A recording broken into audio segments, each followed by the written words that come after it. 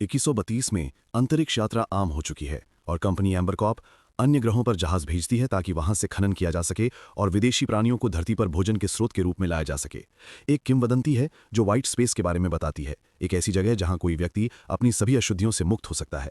वहां कोई बीमारी और कोई कष्ट नहीं है, केवल स्पष्टता है। आज तक कोई भी इस जगह तक नहीं पहुंच पाया क्योंकि इसे टेन लुंग नामक विशाल प्राणी द्वारा संरक्षित किया गया है। एक दिन दो अंतरिक्ष शिकारी टेन लुंग को खोजने में सफल होते हैं।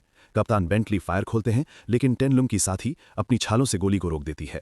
हॉथॉर्न विशेष सूट पहनकर बाहर आते हैं और उसकी गर्दन के कमजोर हिस्से पर निशाना लगाकर उसे मार देते हैं। इससे टेन लुंग क्रोधित हो जाता है और हॉथॉर्न का पीछा करने लगता है, जबकि बेंटली फिर से हमला करने के लिए तैयार होते हैं।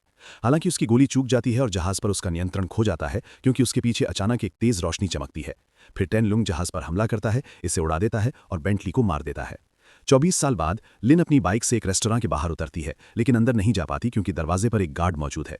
वो आईसीई इंटरस्टेलर कंजर्वेशन एनफोर्समेंट के लिए काम करती है। भवन के अंदर बेंटली का बेटा रिचर्ड एक शेरी व्यवसायी के साथ मीटिंग कर रहा है, जिसके पास एक कांच में क्रेजी बग नामक प्राणी है। इस आदमी के पास टेन लुंग के वर्षों में देखे जाने वाले सभी स्थानों का नक्शा है और वो प्राणी के शरीर के लिए बड़ा इनाम ऑफर करता है। तभी गार्ड आता है और उन्हें बताता है कि उन्हें आईसीई द्वारा देखा जा रहा है और व्यवसायी सोचता है कि रिचर्ड ने उन्हें फंसाया है। गार्ड रिचर्ड को गले से पकड़ता है और व्यवसायी बग को उसके कान में डालने की कोशिश करता है, लेकिन रिचर्ड इसे हाथ से हटा देता है। फिर वो कांटा पकड़कर गार्ड को छुरा घोंपकर हटाता है। दूसरा गार्ड उसके पीछे आता है और उसे किक करता है, लेकिन वो उसे फूलदान से बेहोश कर देता है। व्यवसायी एक कुर्सी तोड़कर रिचर्ड को मारता है, लेकिन रिचर्ड उसे धक्का देकर फर्श पर गिरा देता है। वे एक मेज पर गिरते हैं और रिचर्ड व्यवसायी को मारना शुरू करता है, जो एक बोतल तोड़कर उसे छुरा मारने की कोशिश करता है। पास में बग को देखकर रिचर्ड आदमी का चेहरा नीचे धकेलता है और बग उसके नाक से अंदर चला जाता है, उसे भारी दर्द देकर नीचे रोक देता है।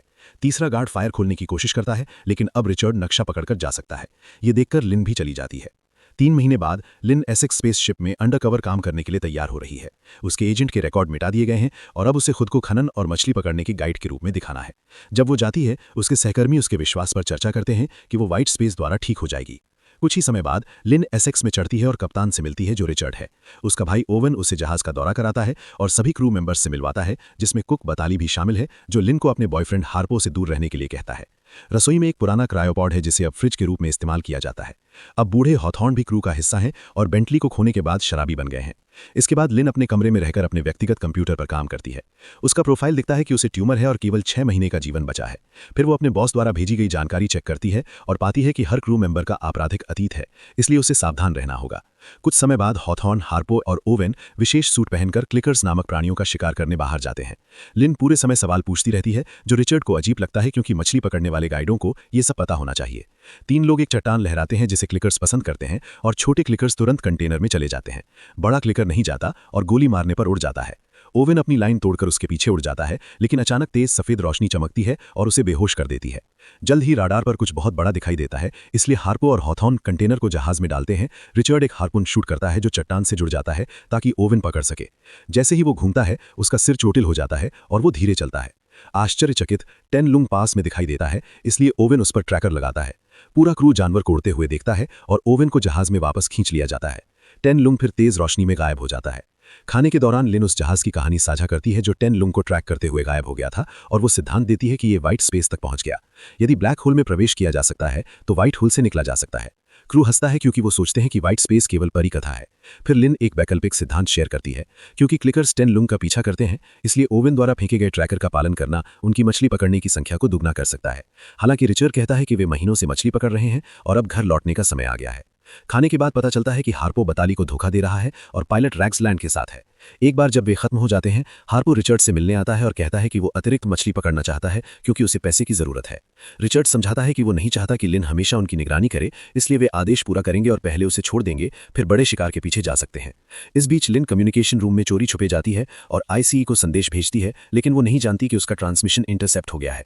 कुछ घंटे बाद रिचर्ड बेंटली का रिकॉर्डिंग देखता है जिसमें टेन लुंग के बारे में बताया गया है और उसे याद आता है कि उसके पिता ने उसे एक तलवार दी थी। वो रेडियो पर रैग्सलैंड से बात करते हुए विचलित हो जाता है कि 2 छोटे अज्ञात जहाज आ रहे हैं। रिचर्ड तुरंत पायलट से उन्हें टालने के लिए उड़ने को कहता है, लेकिन जहाज जल्द ही उनका रास्ता रोक लेते हैं।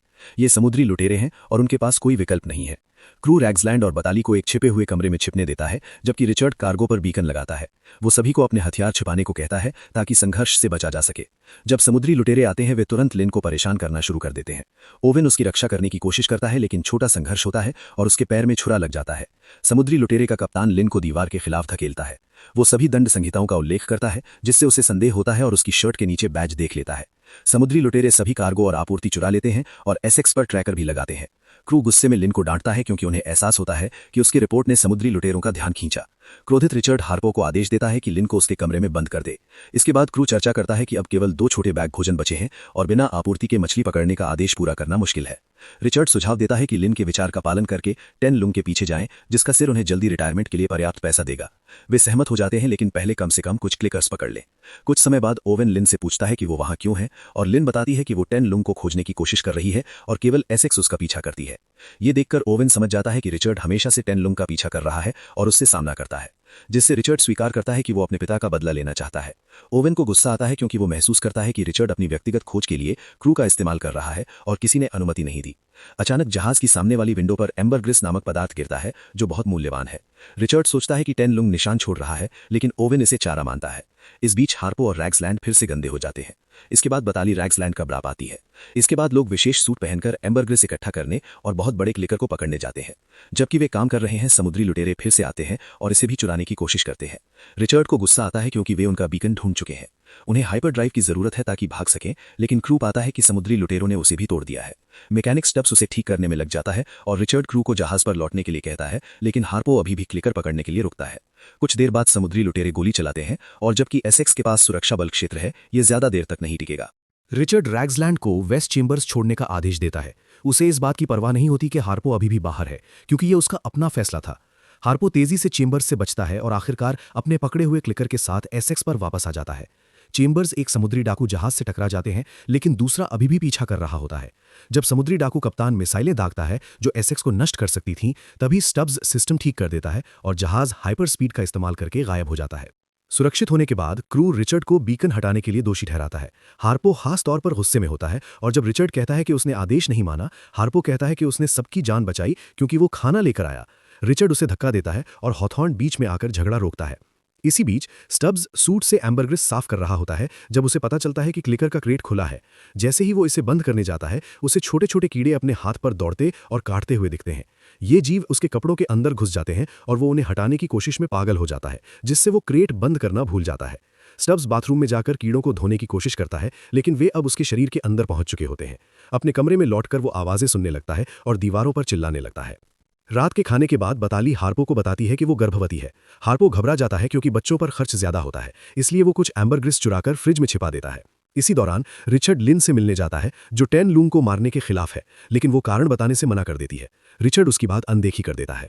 उसके जाने के बाद लिन लॉक से छेड़छाड़ करती है और आखिरकार उसे तोड़कर कमरे से बाहर निकल जाती है। कॉरिडोर में कोई ऑक्सीजन रिजर्व को नुकसान पहुंचा रहा होता है। लिन चुपचाप आगे बढ़ती है, लेकिन हार्पो उसे पकड़ लेता है। वो तुरंत उससे लड़ती है और अपनी ट्रेनिंग के कारण उसे काबू कर लेती है। तभी स्टब्स ये सब देखकर चिल्लाते हुए भाग जाता है, जिससे लिन का ध्यान भटक जाता है और हार्पो उसे बेहोश कर देता है। जब लिन होश में आती है, वो कार्गो बे में बंद होती है और हार्पो रिचर्ड से कह रहा होता है कि वही ऑक्सीजन खराब कर रही थी। कॉकपिट में रैग्सलैंड सो रही होती है और स्क्रीन पर आए सिग्नल को नहीं देख पाती।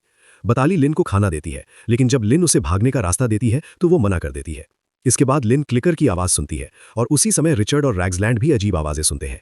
स्कैनर से पता चलता है कि एसेक्स के आसपास कई नष्ट जहाज हैं, शायद 10 लूंग का काम।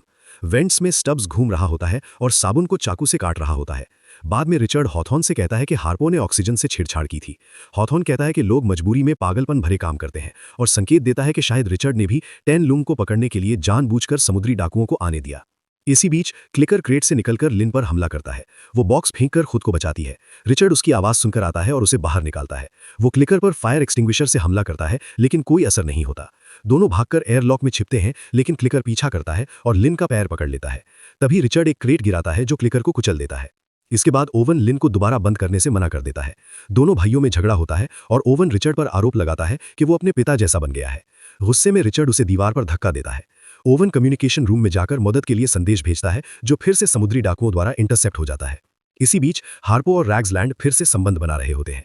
हार्पो घर जाना चाहता है और उसे अपने पक्ष में करने की कोशिश करता है, लेकिन वो मना कर देती है। कुछ ही देर बाद रिचर्ड सफेद छिद्र यानी व्हाइट होल देखता है और टेन लंग पास में प्रकट होता है। अपनी विशाल देह से एसेक्स को मारता है। इससे सभी गिर जाते हैं और फोर्स फील्ड 50% ताकत पर पहुंच जाती है। फिर ओवेन सूट पहनता है और टेन लंग का शिकार करने बाहर निकलता है।